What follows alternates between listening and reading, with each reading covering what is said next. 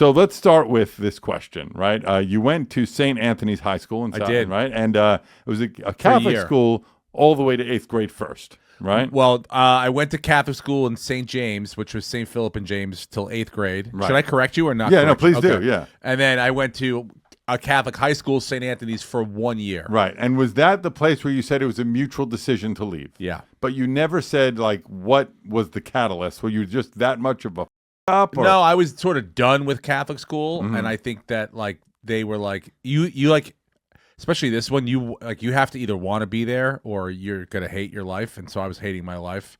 And so they were like, you don't really seem like you're that motivated to be here. We have plenty of people that want your spot. So I was like, great. And then the public school in my town was combining. It was two smaller schools, and they were making one big school. So I go, well, if I jump this year, I'll be new to half the people anyway. So everyone will think I'm at the other school. Perfect time to blend right in. Did you? So I bounced from the Catholic school, and I went to the public school. Were you? Because I briefly went to Hebrew school as a kid. Yeah. Right? And I immediately just thought it was all, like, very early. Never believed in Judaism. Did you believe in Catholicism? Like, were you raised as it was something like this is all? Very much so. We were raised like very Catholic. And you believed it all. Well, yes, but I was probably like the more like I was starting to be like, what's going on here? Like, I mean, it was more forced down my, like anything forced down your throat is probably you're gonna like Aaron's 9 inches. Yeah, exactly. You're gonna be like this. You're gonna rebel against. Yeah, it. yeah, Like, I don't want this 9 A lot inches. of women have that story. Yes, they throw it up. So I was throwing up Catholicism because it was so like ingrained in me. Okay, but I mean, my brother graduated from the school and is a priest. Right. Wow. His brother's a priest. I have it on my list of stuff here. His brother's a priest. A good one. I mean, yeah. Yes. By that you mean a no boy touching one? Yeah, like I mean, still at his parish. Still at his parish. He's I mean, like he's got. Did he do your wedding? Yeah. Well, no, he was the best man at my wedding because he wasn't a priest yet. Oh. Buddy Hackett, I saw this recently, had a joke that he liked because it equally pissed off Jews and Christians, where a priest and a rabbi are walking down the street, and a naked boy walks in front of them, and the priest goes, "You want to f him?" And the rabbi goes, "Out of what?" It's a good joke. There you go. Pisses off both people. It's a great joke. It Great offends joke. everyone. It offends everyone. Okay, and then you go to this new high school in Smithtown, right? And you start doing theater. Yes, my junior year. Something called the Mask and Hammer Theater Club in Oneonta. That's right. Well, that was in college. In college, okay, that too. Okay, Yep. but I like this story here. That because you went to theater in theater classes, right? All those kids go to see you do comedy. The tough kids probably wouldn't go see you do comedy. Not necessarily. I mean, look, I wasn't friends with the theater kids so much as I was with other people. Not tough kids, but like other, Our school was so big at this point that like there were factions and like there were people. Like I graduated with 650 kids, so they were like you could have a whole 100 group person thing that I don't even really ever talk to anyone. Like maybe one or two leaders you would meet, like a tribe. But like I didn't even know those, so like I wasn't till like half of junior year, senior. I only knew like one theater person, and then so I met a couple more. And when I did plays, my friends would be like, can we come? And I was like, yeah. I mean, if you want to, I'm not going to force you to come, but if you want to come, I'm like, but they take it really seriously. I'm taking it like we got to take it seriously. And they're like, all right, yeah, sure. And they would support. Why, you thought they were going to be like, Steve? Yeah, like Steve! The first one I did, like one of the... You're on the hot tin room! Yeah, we did it, yeah. You ain't no cat! We did Adam and Eve, a one-act play, Adam and Eve, and I was Adam, so I wore like a loincloth. Yeah, and so like I was waiting for like, nice cock, like whatever, like, and they kept it together, and they were like, and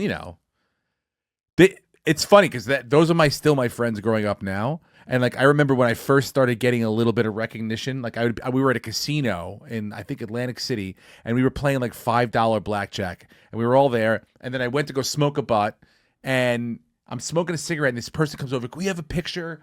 Oh wow, okay, cool. And then and all of a sudden they're like, oh my god, I can't believe you're here. All this group of people are like, I can't believe you're here. And then my friend from the table goes, hey, get over here. It up the shoe. Yeah. And I was like, I gotta go. Nice meeting you guys. Like they're like they don't care at all. That's great. You need people to ground you. Absolutely, I think that's important. Dude. Anyone I ever met that became super famous, if they didn't have anyone to be like, hey, did you lose your mind. Oh, you become completely untethered to everything. When I used to host Shiprocks, which is like a rock cruise that I used to do every year, for 1 week, I was like superstar, meaning like everything was free. I could walk anywhere, do anything, autographs, pictures the whole time.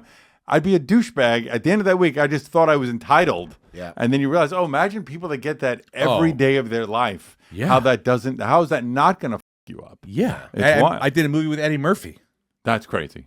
That is really He gets new underwear and like his whatever goes on his body is throwaway. Brand new. Brand new. Like, so when he gets to his trailer, he's already wearing underwear or whatever. He can keep those on, but like there's a new version of that exactly in there right there. Wow. And it will be tomorrow and the day after. And he tosses them? Yeah. That's wild. What movie was that? We did it was called Imagine That. Oh, I don't know that. It was movie. one of those strings of like bingo, like Pluto Nash, and then like the 1,000 words. It was like 4 bad movies in a row. It's too bad. He had a couple of great movies. Oh. But later in, like forget the beginning ones were all phenomenal, right? Yeah. But the one he did with Steve Martin, was it Bowfinger, is one of my favorites. Yep. And that's much later on. Great. Anyway. But he's been famous since he was 17 years Yeah. old. And he does still have like his brother and stuff, but like he brought them all. He's like, oh no, we're all going to go to the top together, and I'm going to let you watch. Yeah. did you keep any sort of friendship with him? No, No? no, not at all. Did you have any sort of relationship on the set? No, because he was very, like, he was only there to do his take, and that was it. And watching him do that take, like he had a stand-in that would do your takes. Oh, boy. Oh, wow. Yeah. That's famous, right? Who stuttered a little bit That's wild. and also tried to do Eddie Murphy. Yeah. So you had to act like you didn't know when he was going to kind of stop. Yeah. So it's kind of hard to act. So you look really in most scenes. Oh, you know what I'm saying? boy. Like, Funny. and I he's- got to watch he- this movie now. Oh yeah, So I mean, there's no scene that you were in legit in together. yes. Like one time there was a big boardroom scene. So like there's like 5 or 6 people. So he had to be there. So he had to be there for the wide and then for his coverage. So Right. like that's 2 things.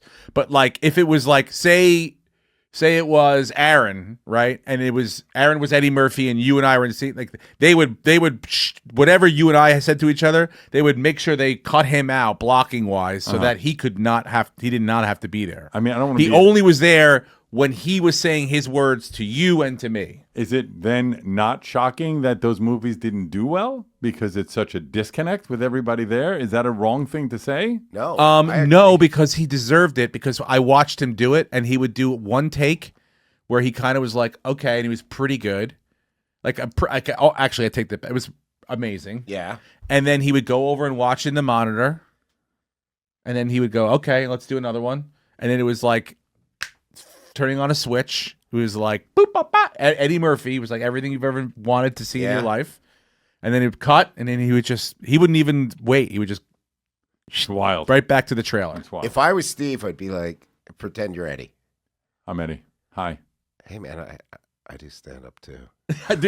Oh, there it is right there. Yeah. Well, you look different next to him. I was so much younger back Yeah, then. it's different. Yep. I And- never even heard of that movie. Me neither. Yeah, so it was it was so wild, that movie. We had, it was like 3 weeks before shooting. We were shooting it in Denver, Yeah. Colorado, right? And the whole movie, like, the backdrop is Denver. Like, a lot of stuff happens. They go visit the Nuggets. Like, it's a very Denver centric movie. He calls up and goes, "Yeah, I don't want to do it in. Can we? Can we I not can't do- find. Apparently, he couldn't find a hotel that he liked that much. We were staying at this hotel called the Brown Palace, which is like a very famous hotel in Denver. Like the Beatles stayed there, and kings and queens. Yeah. and that was like the suite. He didn't want to stay there. It was too old, so he couldn't find a hotel he liked. And he goes, Can I stay in my boat?" They were like, "Well, because no." Yeah. It's Denver. You know, when we're gonna stay in California in the water, like, and so he's like, "Can we move it to Jersey?" So they did. No, they didn't. Thank God. They were like, Oh. they were like, "How about the top floor of the Hyatt or whatever?" And he's like, "Okay, I'll do that." That's wild. So we all stayed at the Brown Palace, which was amazing. Yeah, like he tried like 3 weeks before, like, can we just make the movie happen in Jersey? Yeah. Also, after all locations are Oh, cleared. this is 3 weeks before we're Jesus shooting the movie, fucking dude. Christ, that's crazy. Man, Yeah. that's awesome. Huh? Yeah. It's nice to have that kind of power. Oh my God. Imagine how many people's times you would ruin with that power. Oh, Like there were people, every department got an email at some point saying, like, just so you know, there's like a 5% chance that, but start thinking about it, that we have to change everything in your life to like And Jersey, also, East Coast centric. so many people are probably local only, so they wouldn't be moving to Jersey. Yeah. right? Think about all the companies that they hired, to do all the craft services, the transplant, I like mean, everyone thank they had God to at least- fire. Thank God it was a huge hit, so that worked out. For I us. mean, that's how it works, I guess. Yeah.